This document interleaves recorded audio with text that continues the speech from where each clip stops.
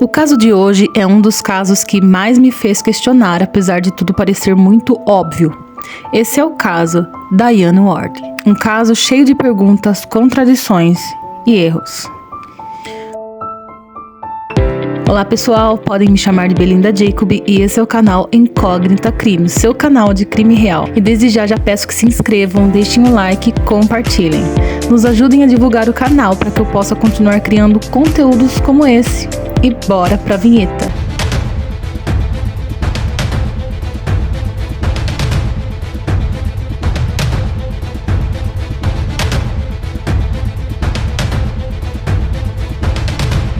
Gente, hoje vamos viajar para Orlando, na Flórida, para contar a história de Diane e Bob.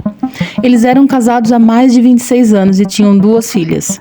Sabemos que Bob era um magnata do setor imobiliário. Tudo começou com uma ligação para o número de emergência.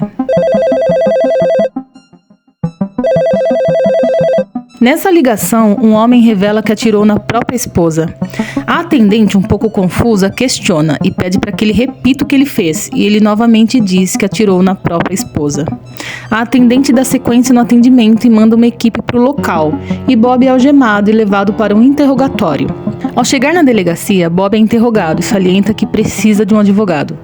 Bob também recebe a confirmação de que Diane está morta, mas a advogada de Bob não atende a ligação, então ele decide ligar para a cunhada, que seria a irmã de Diane, né? Então ele avisa aos familiares que Diane está morta e diz que a única coisa que pode dizer no momento é que foi um acidente. A irmã de Diane recebe a notícia de que a irmã está morta e que o próprio cunhado está sendo acusado de atirar em Diane e diz não acreditar. Na manhã seguinte, uma das filhas do casal recebe a ligação da tia revelando o ocorrido. Ela então liga para a irmã para contar o fato. Sarah, uma das filhas de Diane e Bob, só descobriu os detalhes dos fatos porque pesquisou na internet. Gente, como a família Ward era uma família muito rica, de grande influência na sociedade, quando esse fato aconteceu, a mídia caiu em cima, né, e começou a divulgar. Então, no dia seguinte, já tinha muitas matérias nos jornais, a mídia já estava cobrindo, e foi assim que a filha mais nova do casal descobriu tudo. Sarah se recusa a acreditar no que leu, afinal ela acredita que seu pai nunca amou ninguém como amava sua mãe. Ou seja, as filhas do casal, elas acreditavam piamente na inocência do pai e acreditavam muito na fidelidade, na lealdade do relacionamento deles. Então elas se recusam a acreditar que o pai teria coragem de machucar a própria esposa. Todo mundo acreditava que Bob havia matado a própria esposa. Todo mundo que eu digo, a sociedade, a mídia, exceto a sua família, né? A família totalmente desacreditada. Então eles deveriam ter um motivo para isso, né? Eu acredito que Bob deveria ser uma pessoa muito amorosa, digamos assim, ou uma pessoa que não demonstrava comportamentos violentos, porque não deu indício nenhum. E Diane estava passando por uma situação um pouco delicada, estava tomando remédios e se embriagando com frequência. Inclusive, foi encontrado álcool em sua corrente sanguínea na autópsia. Na cena do crime, havia algumas garrafas vazias no lixo.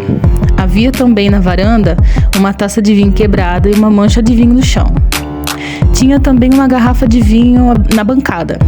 O quarto estava desorganizado e Diane caída no chão. Bob aparentemente estava calmo e, segundo os policiais que atenderam a ocorrência, ele não parecia sentir tristeza alguma.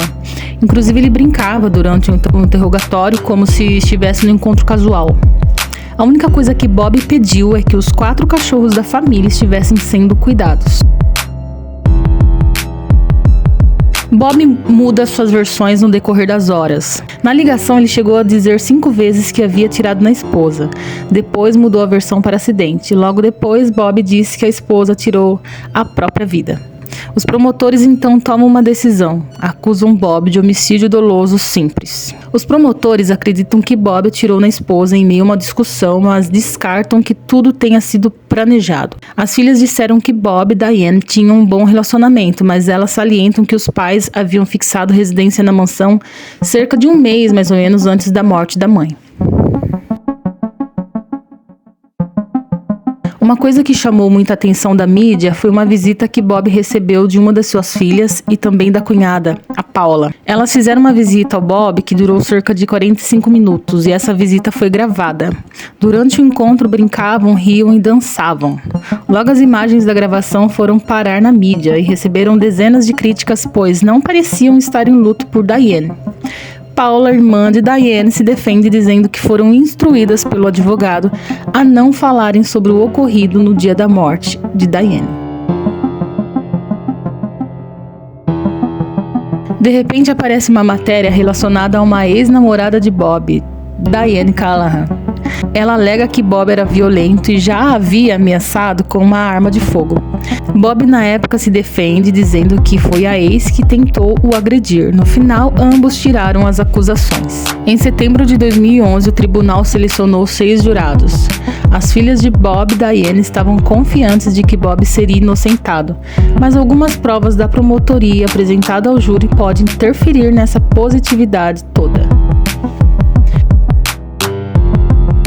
Durante as investigações, concluiu-se que Bob e Diane tiveram uma discussão devido a marcas de vinho nas costas de Bob, dando a entender que Diane o tivesse atingido com a bebida pelas costas. Concluiu-se também que a briga começou na varanda, pois havia marcas de vinho pelo chão. A promotoria alega que, em certa altura, Bob foi até a mesa de cabeceira e pegou a arma, pois a arma estava na cabeceira de Bob. A defesa alega que Bob entrou primeiro e Diane entrou depois, e quando Bob se virou, ela já estava com a arma nas mãos. Havia indícios de pólvora nas mãos de Diane, mas não havia indícios de pólvora nas mãos de Bob. A promotoria alega que ele pode ter lavado as mãos antes da perícia. A única evidência de que a arma estava nas mãos de Bob foi a ligação que Bob fez à emergência dizendo ter atirado na própria esposa.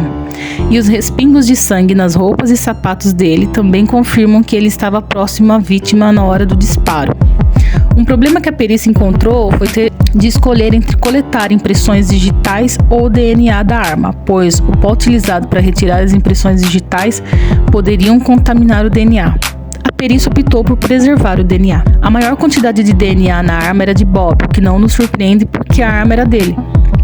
Os especialistas da promotoria rebatem a afirmação de defesa de Bob de que também havia DNA de Diane na arma, alegando que os níveis de DNA da vítima na arma não tinham nenhum valor probatório conclusivo. Gente, para completar toda essa confusão, o laboratório cometeu um erro misturando as duas amostras que estavam no gatilho, ou seja, resultado inconclusivo. A defesa de Bob alegou que a arma disparou por acidente quando Bob lutou para pegar a arma das mãos de Diane.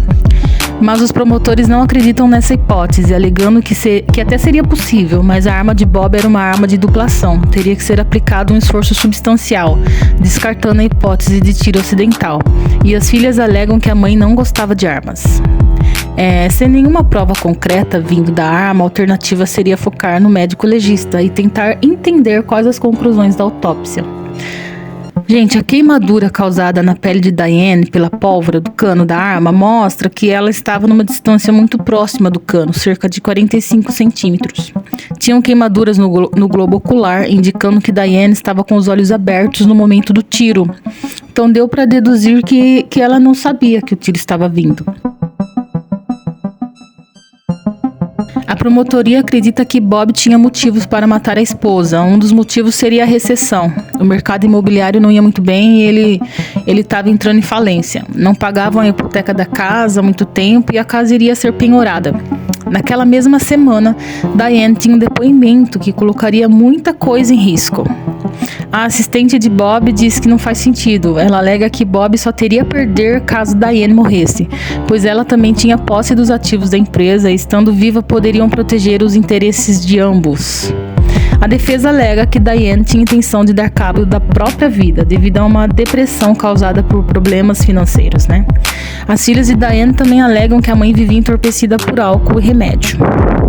Uma das amigas de Diane afirma que ela estava emocionalmente frágil e tendo comportamentos desequilibrados, e que ela tinha surtos de raiva que duravam cerca de 45 minutos a 1 hora. Ela diz também que Diane vivia perdendo a cabeça e tendo crises de ansiedade. Aí tem uma outra amiga da vítima, que falou com ela na mesma noite do ocorrido.